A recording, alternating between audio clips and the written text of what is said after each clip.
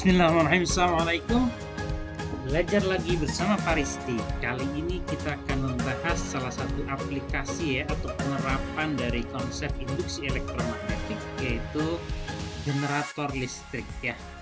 Jadi ini misalnya skema dari sebuah generator ya. Komponen utamanya ada magnet permanen, misalnya yang sebelah kiri ini adalah kutub utara ya. Misalnya ini kutub sebelah sini kutub selatan. Tentu saja kalian paham arah medan magnet berarah dari utara ke selatan. Saya gambar pakai panah hijau. Kelihatan nggak hijau itu ya?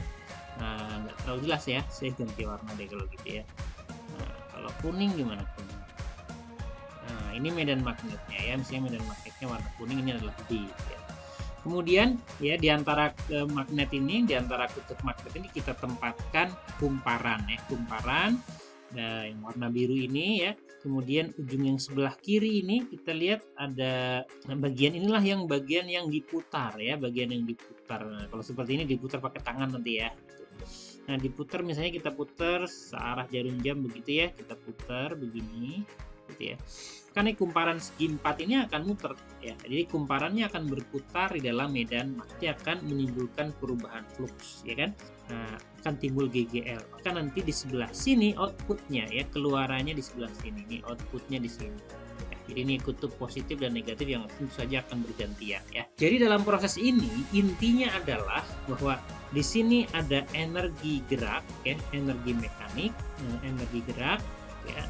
Dari bisa gerak dari tangan kalian, bisa gerakan air ya, gerakan angin ya, atau turbin yang digerakkan oleh tenaga nuklir, tenaga batu bara ya, energi batu bara dan lain-lainnya. Intinya adalah ada energi gerak, ada sumber energi gerak. Nah, gerakan inilah yang menggerakkan kumparan. Nah, kumparan bergerak dalam medan magnet ya, menyebabkan perubahan flux ya. Nah, itulah yang akan menghasilkan listrik. Jadi output listriknya di sebelah kanan sini. Nah, untuk mendapatkan gambaran yang lebih detail lagi, kalian bisa bertanya kepada Google. Seperti ini misalnya kita cari water power plant diagram ya. Nanti akan keluar berbagai macam diagram supaya kalian bisa mendapatkan gambaran lebih jelas di dunia nyata pembangkit listrik itu seperti apa ya. Ini contohnya adalah pembangkit listrik tenaga air ya, dari bendungan bendungan air di tempatnya tentu saja kalau di bendungan cukup dalam ya, sehingga dia cukup tinggi, jadi ada energi potensial gravitasi ya. Kemudian disalurkan ke dalam suatu pipa gitu ya, turun ya ke bawah sehingga energi potensial gravitasi berkurang, dia menjadi energi gerak ya, energi gerak menggerakkan turbin. Nah, intinya yang tadi ya, turbin inilah yang menggerakkan kumparan di dalam generator ya.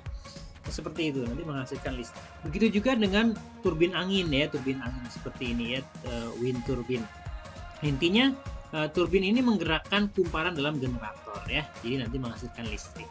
Begitu juga yang tenaga nuklir, bahkan ya tenaga nuklir dia reaksi nuklir menghasilkan kalori yang cukup tinggi, kemudian menggerakkan steam ya, menggerakkan uap air ya, uap menggerakkan turbin. Intinya itu menggerakkan turbin, mengubah flux di dalam kumparan di dalam medan magnet, jadi menghasilkan listrik gitu.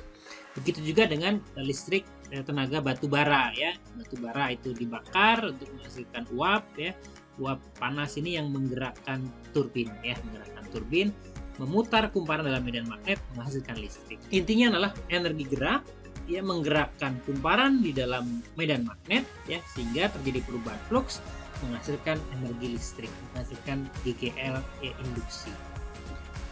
Berikutnya kita akan menurunkan persamaan GGL yang dihasilkan oleh generator listrik ya. Kita mulai dari melihat kumparan ini. Ya, ingat kumparan ini suatu bidang ya, bidang kumparan dia tentu saja punya arah yang ditunjukkan oleh normalnya. Normalnya kira-kira kita bisa tunjukkan garis tegak lurus seperti ini ya, normal. Nah, dan di sini kan ada medan magnet B ya, seperti ini. Jadi ada sudut antara normal dengan B, misalnya theta ya. Jadi kalau kita gambar terpisah kurang lebih, ini ada B yang horizontal ke kanan misalnya seperti ini ya. Kemudian di situ ada normal bidang kumparan begini ya, normal bidang kumparan. Kemudian sudut yang dibentuk antara B dengan normal bidang kumparan itu misalnya theta seperti ini ya. Dan kalau si kumparannya ini diputer ya, berarti kan tetanya berubah gitu ya, tetanya berubah. Dan kita anggap ya, kita asumsikan kalau putarannya itu tetap, jadi omeganya itu besarnya tetap. Kalau omeganya tetap, tentu saja kalian bisa dapatkan theta itu adalah fungsi dari waktu ya, sama dengan omega T ya. Nah, yang lupa mungkin kalian bisa buka lagi konsep geraknya dari mulai gerak lurus yang S sama dengan P kali T yang paling sederhana ya, GLB. Kemudian di gerak melingkar kita ketemu tetanya itu sama dengan omega T. Nah, lalu kalian sudah pelajari bahwa flux magnet ya, flux magnet itu sama dengan B dikali dengan A dikali dengan kosinus theta. Nah, sementara tadi tetanya itu kan omega T. Jadi kan ini berarti sama dengan fluxnya sama dengan B dikali dengan A dikali dengan kosinus omega T. Nah, kita dapatkan berikutnya GGL. Menurut Faraday, GGL itu kan sama dengan minus N D flux per dt. Jadi kita perlu turunkan tuh fungsi flux ya sebagai fungsi waktu ini ya, D flux per dt-nya. Nah, itu kan sama dengan D turunan dari BA cosinus omega T. Ya, turunan terhadap waktu. Karena B itu konstan, magnet permanen, luas bidang kumparan juga tetap. Nah, kemudian berarti kita menurunkan cos ya.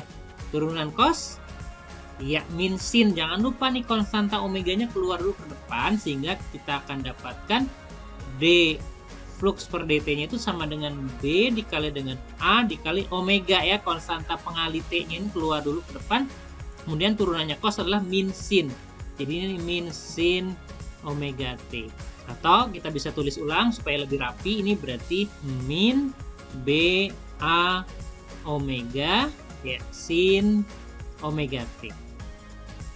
Nah, kalau sudah ini kan dV per dt ya, dV per dt ini kita masukkan ke situ ya, tinggal dikalikan berarti GGL-nya sama dengan minus N dV per dt-nya saya kurung dulu ya. Nah, ini B A omega sin omega T. Nah, minus ketemu minus, kemudian kalikan saja ketemu, jadi persamaan GGL-nya jadi N jumlah lilitan, B kuat medan magnet, A luas, kemudian omega kecepatan putarnya ya dikali dengan sinus omega T. Jadi nanti listrik yang dihasilkan itu tegangannya merupakan fungsi sinusoid, fungsi sinus ya. Nah, ini nanti kita akan bahas di bab berikutnya di rangkaian listrik bolak-balik ya. Nah, dari sini kita juga bisa melihat bahwa kan sinus itu kan maksimum ya, sinus itu maksimum nilainya 1 kan. Ya, berarti kita juga bisa simpulkan bahwa sebuah generator yang putar seperti ini ya, dengan kecepatan putar konstan, maka GGL maksimum yang dibangkitkannya adalah jumlah lilitan dikali dengan kuat medan magnet kali luas penampang kumparan dikali dengan kecepatan sudut putarnya atau omega ya. Mudah-mudahan bisa dipahami ya.